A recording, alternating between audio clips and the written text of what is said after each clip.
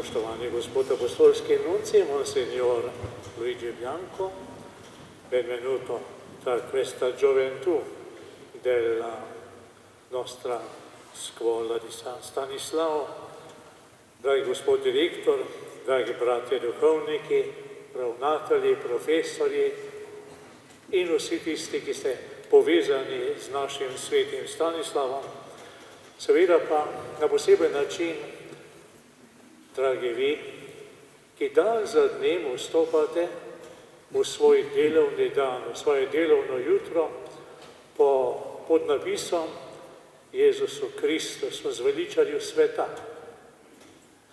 Danes je na poseben način vaš praznik, saj goduje zavetnik Zavoda svetega Stanislava. Ta poljski mladenič, ki je peš prehodil pol Evrope zato, da je našel svoj poklic in umrl.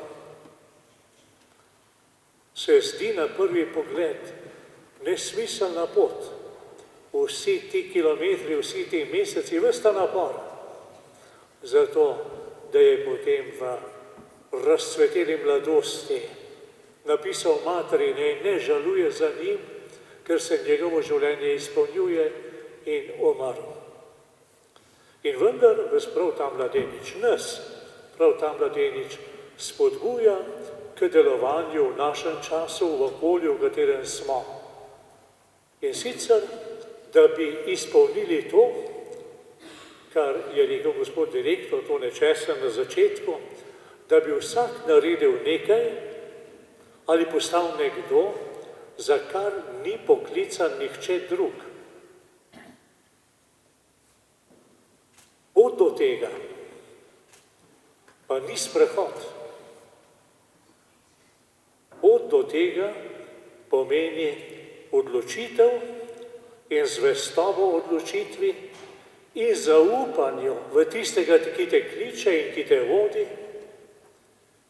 in v pripravljenost odreče se vsemu, kar ne vodi k temu cilju, da na koncu postaneš sveti Stanislav in ti to, kar se dele še ne veš, a boš postal. In zato, dragi mladi prijatelji, sem izbral ta odlomek z prve Mojzesove knjige, ki govori o Noetu. Večkrat se moramo ustaviti ob svetopisanskih likih.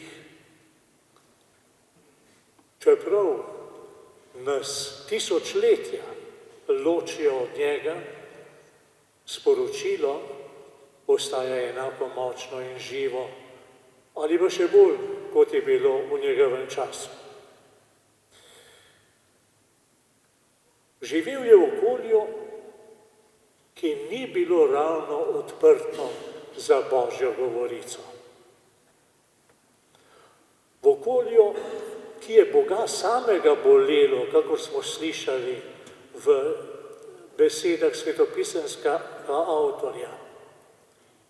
Hudobija ljudi na zemlji je velika, mišljenje in hotenje njih srca je ves čas nehudobno. Ena sama velika bolečina, ki se dviga zemlje k Bogu in prizadeva, žali njegovo srce. Mojzes ni živel izoliran od tega okolja. Mojzes je živel v tem okolju. In Mojzes, trdno sem prepričan, je videl, kaj se dogaja okoli njega, je slišal, kaj govorijo okoli njega ljudje, takšni in drugačni. Ampak to ni bila vsa govorica, ki jo je Noe slišal. Noe je slišal tudi Božjo govorico. Iz vsega tega direndaja besed, misli, idej, vabil, klicev,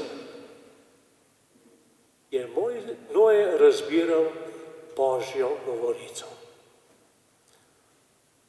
ta Bog mu je rekel, zgradi ladjo. Veste, kakšen ukaz je to? Kakšen nezaslišan ukaz. Kako lahko domnevamo, to ni bilo nekje ob morju ali ob neki reki. Zgradi ladjo. In Bog mu povrh da še načrt, kakšno ladjo naj zgradi. Ne ladjo, kakor bi si on zamislil. Ne ladjo, kakršna bi bila njemu všeč. Ne, ladjo, kakršno Bog hoče. In Noe, zanimivo, se je lotil dela. Kar pomeni, da se je izpostavil. Noe je tvegal, da ga bo okolica zavrgla. Najprej ga bodo začeli pomilovalno gledati, potem bodo začeli zmajevati z glavo, kaj se je zgodilo temu revežu. Zgubil je pamet, zgubil je razum, potem se bodo posmehovali njegovemu ravnanju in nazadnje bo obveljal za čudaka, s katerim se ne gre družiti. Pa ne samo z njim, ampak tudi z njegovo družino. S tem, da je poslušal Boga, je vso svojo družino izpostavil najprej po smehu, potem pa izobčanju.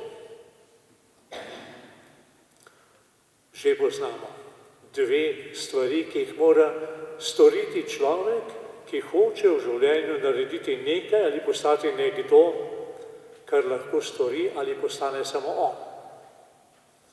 Poslušati mora prave glasove. In imeti mora v sebi tisto trdnost, toliko spoštovanja in ljubezni do samega sebe, da ga ne premoti vsaka sirena, ki poje ob njegovi poti. Da ga ne premoti vsaka reklama, ki vstopa v njegovo življenje in mu govori, kaj vse potrebuje v svojem življenju. Da ga ne premoti vsaka ideja, ki jo ta ali oni pošle v svet, zagotovilom, da je to rešitev vsega, da je to zadnji krik naprednosti. Vi hodite pod napisom Jezusu Kristusu, zveličanju sveta. Slišati besedo, ki je zahtevna in ki te vodi. Izmed vseh drugih besed. In je biti pokoren, je biti poslušen. In če hočeš biti tej besedi poslušen, pomeni, da moraš biti pripravljen na žrtev. Kako nam malo paše žrtev. Že beseda ne zveni simpatično. Ni nekaj, kar bi pobožalo ušesa in kar bi pobožalo srce. Ne, žrtev nam ni všeč. Ampak samo preko žrtve nastajajo velike stvari. Samo preko žrtve se uresničujejo velika dejanja. Samo preko žrtve v tem svetu nastaja nekaj novega. In to ne pomeni vedno, da boš pribit na križ, kakor naš Gospod Jezus Kristus.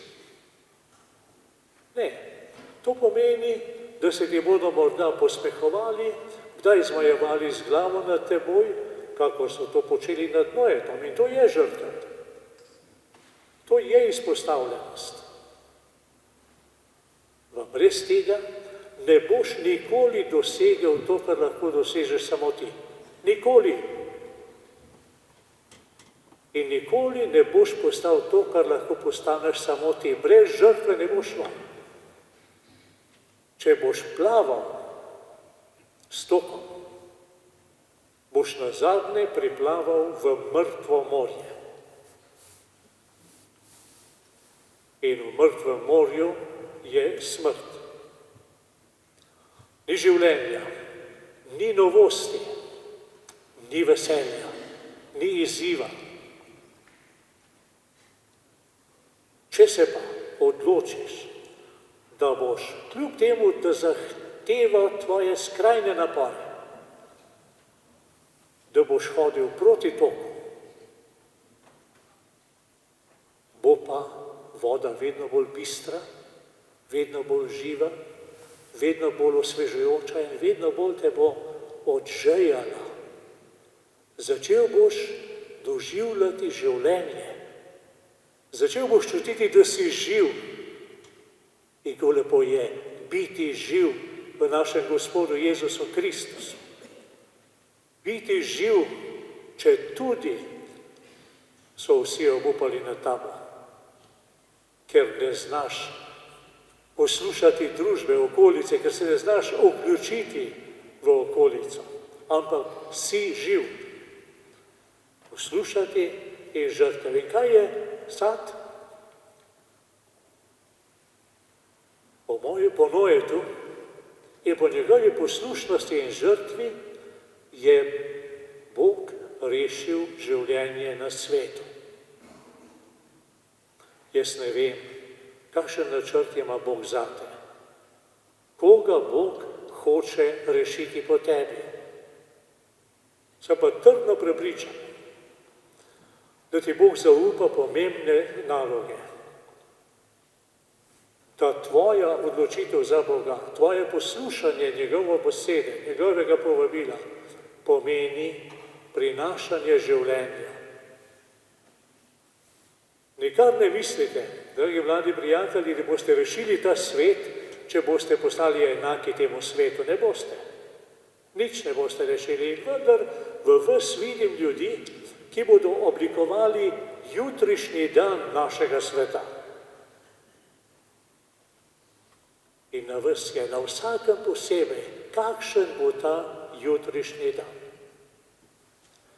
Če boš poslušal Božji glas, če boš pripravljen na to žrtev zaradi večjih ciljev, ker smo za nekaj višjega rojeni,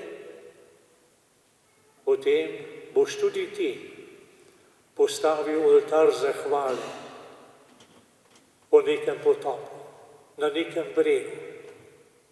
In tudi ti boš doživel, kako se bo v tvojem življenju razpela mavrica Božje obljube.